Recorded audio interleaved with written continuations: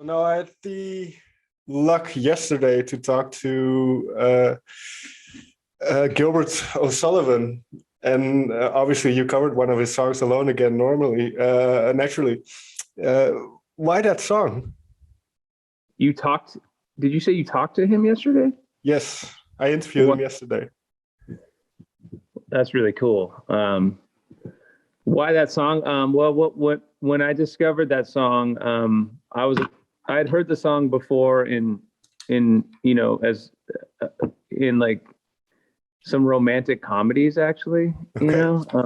used in a sort of a more silly way.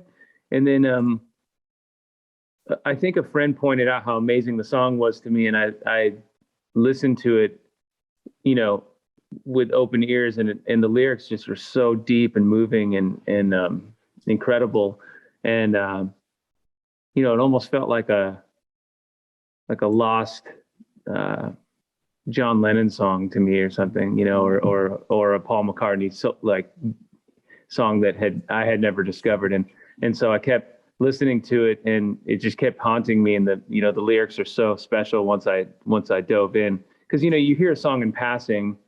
I find that I discover lyrics later, usually for whatever reason. I fall in love with the song, the melody, the sound, and all that. And some of the lyrics stand out to me, but I'm kind of late to the game of lyrics. Like for my wife can tell you the lyric of a song almost after first listen, but it takes me Okay. a long time for whatever reason. And so I dug into the lyrics, and they melted my heart. Such a powerful song. And then the melody is incredible. The chords are super complicated, and I thought it would be. I didn't know if it would work, and I'm not sure it did, but it was definitely a very complicated, difficult song to sing and figure out how to make sound okay. So it was just. I'm just glad I'm glad they approved it, basically. Fair enough. How do you start on a song like that, or even all of the songs that ended up on the album? Because one thing I like about the album, particularly, is that you didn't shy away from very well-known songs. These are songs that everybody knows, or a lot of them at least. So what was your approach? Because I feel like you've kind of captured the essence of most of the songs as they are, but then kind of brought them into the new millennium or modern times. Well, thank you for saying that. I think that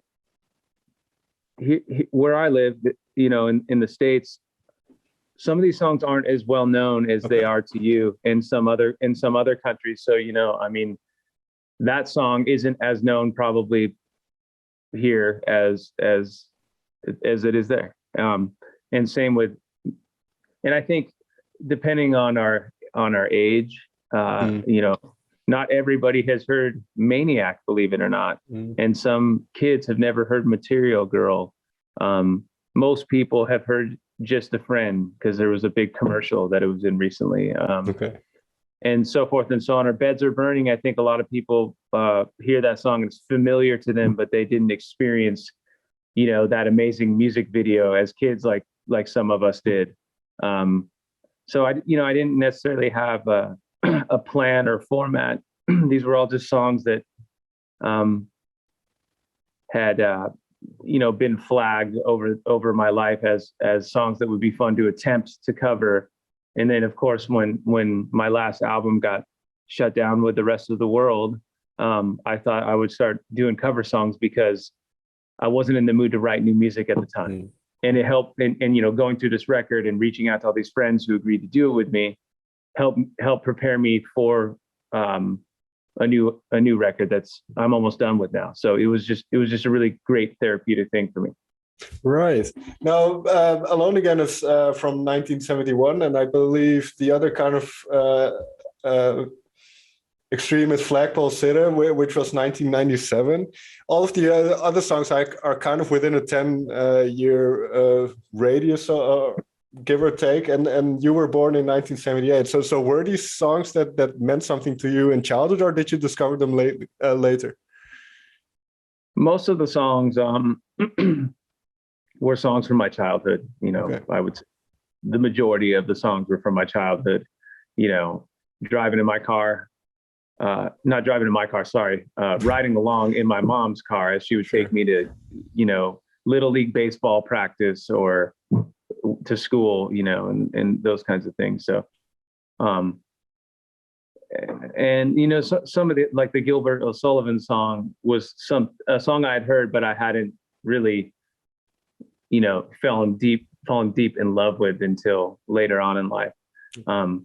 So yeah, but there was I keep getting asked, like, why did I pick these songs? And I don't have a great reason other than it felt like a fun, lighthearted grab bag of songs that would lift people's spirits.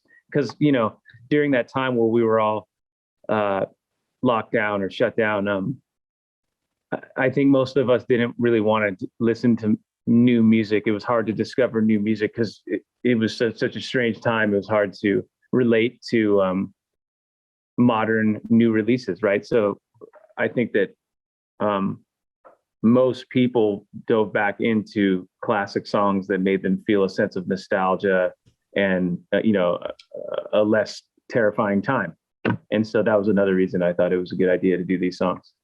Yeah, I was gonna ask because this is I have it's a weird phenomenon, I suppose, but I have some nostalgic feelings to some of these songs when I wasn't even alive. When some of these songs are made, so like you say, it's probably that sense of feeling safe or a sense of familiarity that you kind of grab back to in times when it's difficult. But has music always played this kind of role for you then, that it's something to just escape the ills of the world, so to say?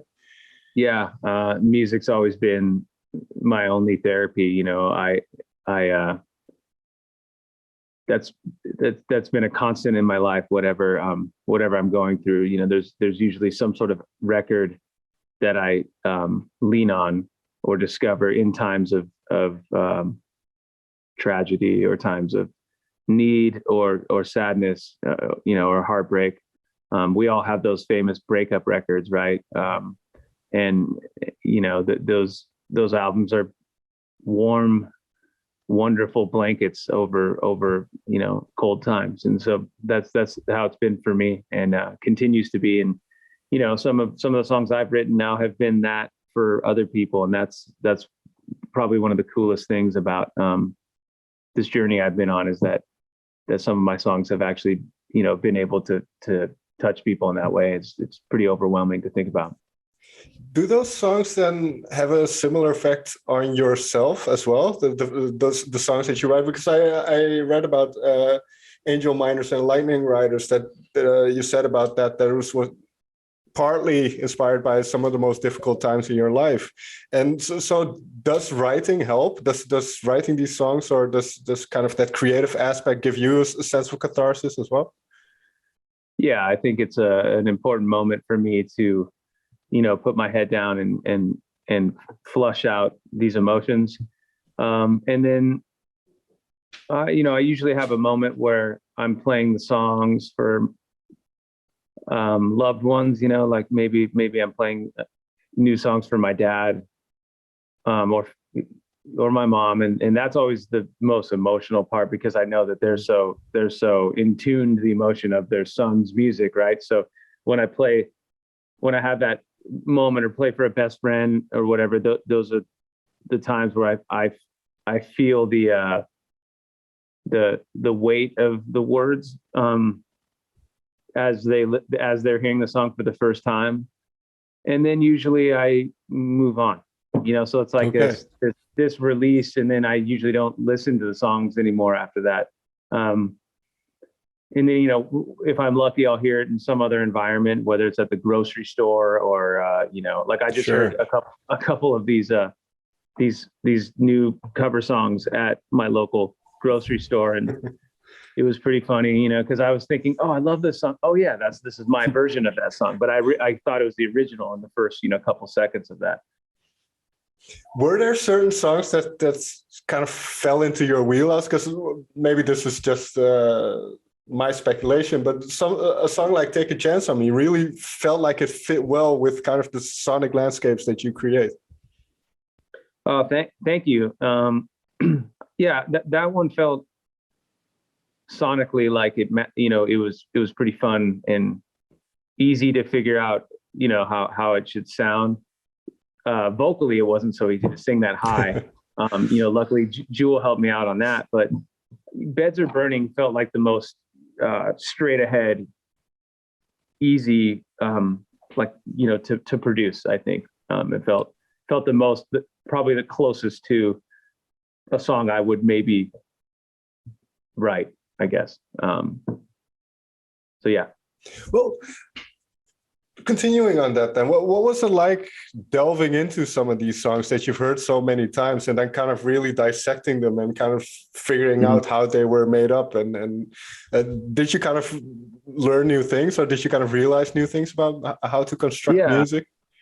Absolutely. And, anytime you do a cover song, you're going to discover something new, learn something new, and hopefully get better as a songwriter, producer, writer, whatever, singer. And so I hope that,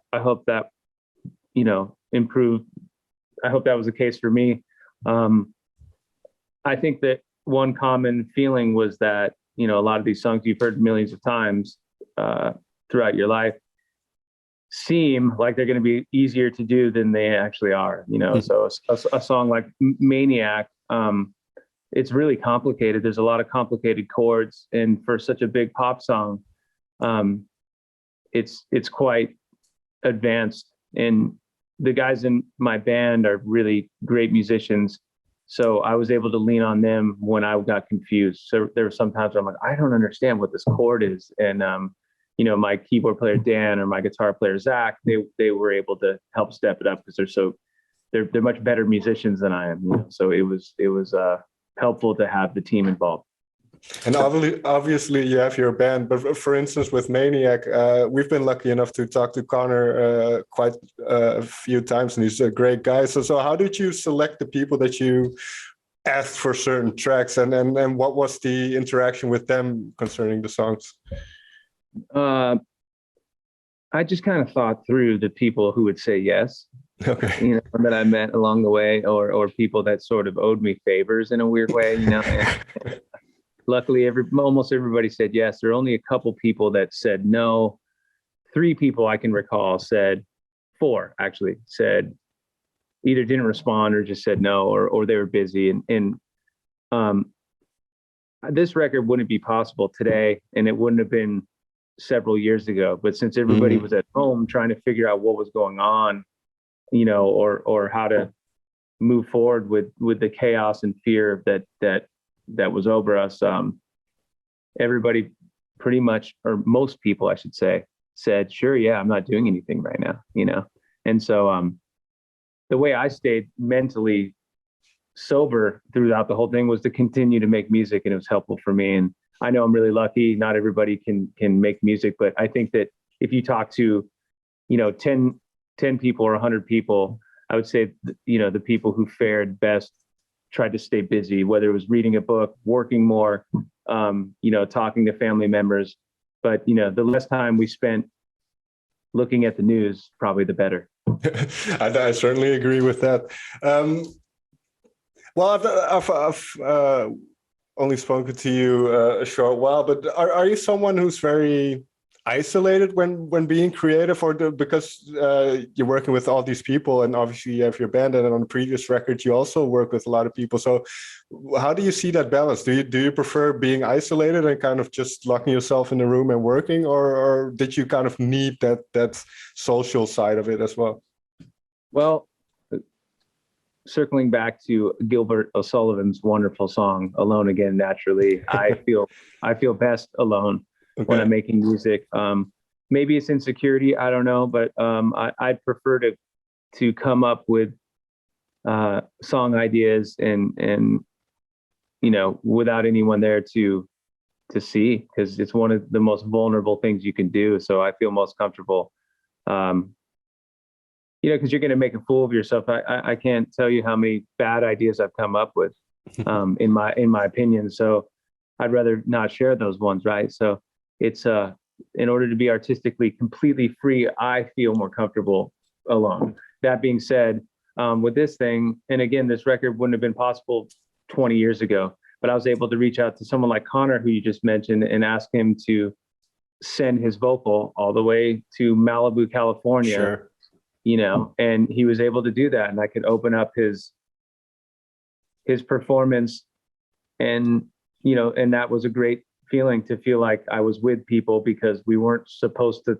see anyone at the time. Right. So meanwhile, I got to, you know, while not being able to physically, you know, hug anyone or rub shoulders with any of these artists, it felt like they were there in spirit. So that was also very therapeutic for me. Right. And now this is a little bit mean then, but was there a cover that you attempted that didn't work out?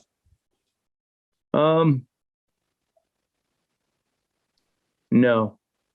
Fair enough. No, I think I was smart enough to not tackle songs out of my league, maybe. Because when you compile a list like this, did you kind of know you were going to release it as an album, or was it more for fun initially? It was for fun, but I had in the back of my mind, well, it was certainly an experiment, let's say. And once I got like 2 or 3 songs down, it felt like a real thing I was going to do. And you know, again, it was a great way to stay busy, because I just released a brand new album, and my experience as a songwriter is that I don't once I complete an album, you know, it can be slightly mentally and emotionally exhausting. So the last thing I'm really prepared to do is just jump right into another new album. And so my way of resetting was to do this covers album. But I can also imagine that the fact that the lockdowns occurred, the normal cycle, the life cycle of an album was kind of cut short, because usually you go on tour and you do all that stuff for months and months, and this time you kind of had to sit with that album a little bit. Yeah. So what was that like? Well, it's not even that it got cut short. It just didn't even happen. Right. You know, we had one single out, and it was starting to do really well, radio and all that kind of stuff. And we were playing a couple cool shows, you know, bigger, like televised things here in the States, like for this hockey all-star game. And that's the last show I played, actually. I think it was either that or this other thing, and for the Super Bowl weekend, like this radio thing in Miami. But those were the last 2 shows at least. And so things were looking pretty good. That's that. And then, you know, just like the rest of the world, we just got sideswiped. And so we didn't ever go on tour, and we didn't ever get to really play these songs properly for real human beings in person. So looking forward to being able to do that again. Not that I want to play all those songs, but certainly some of them. And then, you know, add a couple of these cover songs as well, and let loose. But yeah, well, we didn't even get to, you know, these songs didn't even get to really see the light of day. Right. So are you still kind of holding off on getting into new material, getting into that mindset of writing new material and okay. No, you know, right when I started the covers album, in between a couple songs, I would have a new idea and start to do that, but with no pressure or timeline. And now talking to you today, I feel like I'm like one song away from being completely done with the new album. Okay. Well, obviously it's early days, but is there anything you can let loose about where it's heading, or what your mindset was the last couple of months writing these new songs? Yeah, it's a you know, it's hard to say. It's got a lot of you know, it's very guitar driven, but it has a slight disco feel to it, I would say. But very paranoid at the same time, and very, very dark yet somewhat optimistic. And I basically just said a bunch of contradictions, but that's what it feels what like. Life is, right? Yeah, it's certainly on the head. You know, on the weight of it feels extremely heavy to me, but you know, it always kind of feels that way to me. And you know, hopefully it's sort of like hopefully fans or listeners think that it's, you know, the best elements of what I've done on the first 4 albums, all put into one for this 5th one. Last question then. as you mentioned, now people obviously listen to your songs and can find something in what you do. Have you heard a cover of one of your own songs that you were really impressed by? Yeah, yeah, for sure. I mean, obviously with Sail, I've heard more covers of that than any Sure. of the other ones. It's so big, but constantly, I hear new versions of that. I heard there's a band called Devil Driver that did this like Sure. a metal version that was pretty funny, and I never thought to hear it that way, so that was really cool. And then there's been over the years, there's been 20, if not 100 different like text messages I've received from different friends of a band covering it at a bar or another song.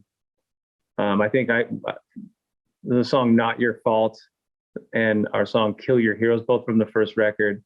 I think a lot of younger bands did cover that at one point. And then more recently, one of my best friends' daughter's band was covering Sail, and that was really special to me to see that, and I felt like, oh, cool. I'm still not completely a dork, with the younger kid.